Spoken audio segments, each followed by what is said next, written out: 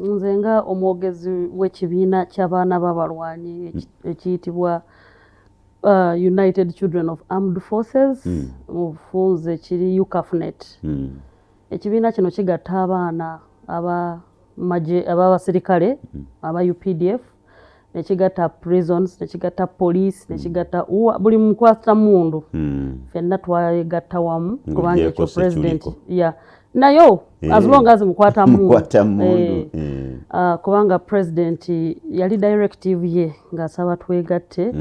tubeere nga twogeza eddoboozi limu era twakiwuliriza ne tukola ekibiina ekyo kiri headed by Winnie Lokech is our chairperson, nze PRO.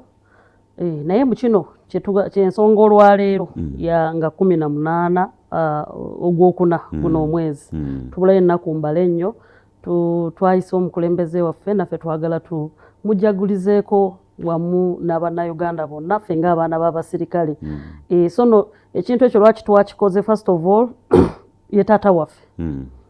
patron waffe ye General Muhoozi kubanga ye first son omwana w'omusirikale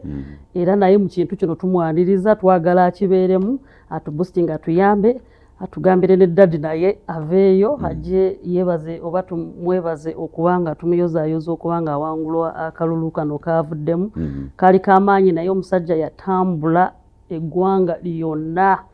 twatambula naye twanoonya akalulu era ffe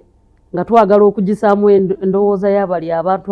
bano ab'opposition abalowooza nti president akalulu akabba bubbi banaye we witnessed this twakirabako abantu baagala president so mu kumwagala naffe tugamba bannaaye kulika